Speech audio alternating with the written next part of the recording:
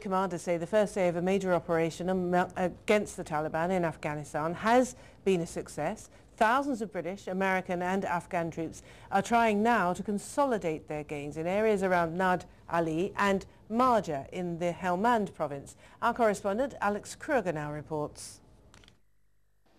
So far, so good. This footage from Tornado jets shows British troops landing in central Helmand province, part of the biggest coalition operation ever undertaken in Afghanistan.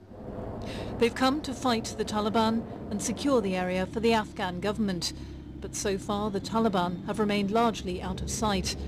2 Allied soldiers were killed on the first day, one of them British, the other American.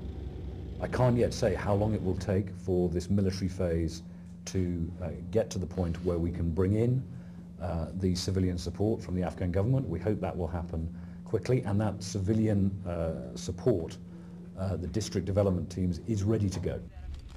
This is a joint operation, coalition and Afghan forces seeking to take control of a Taliban stronghold and keep it. But this is just the start. The next stage is about gaining the confidence of the local population, not just hearts and minds, but trust. And for that, people will want to be sure that the soldiers are there to stay and the Taliban won't be coming back, as has happened in the past. So far it's all gone very well, no incidents of any great concern, and we've now made our way to a short distance north of those areas that are currently held by the insurgents. More difficult times may lie ahead.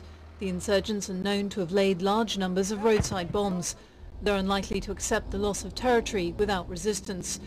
Even senior NATO officers admit this operation will only be judged a success if in future central Helmand is a safer, more stable place.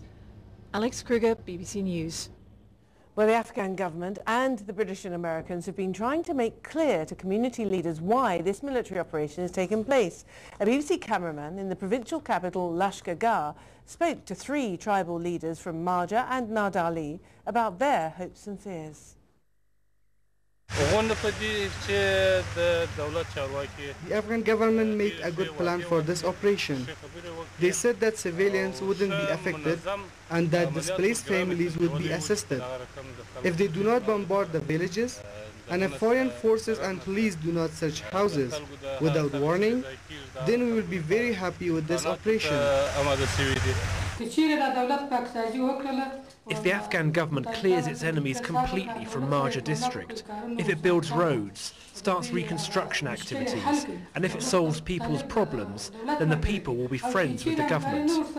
But if the government doesn't help the people and doesn't clear the area of the Taliban, then the people will turn and support the enemy. We are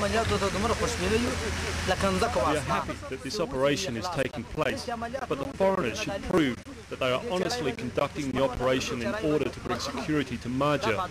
If this operation is like the one in Nad Ali, then we don't want it, and we don't support it. In Nad Ali, one roundabout ended up controlled by the Taliban and another by the government.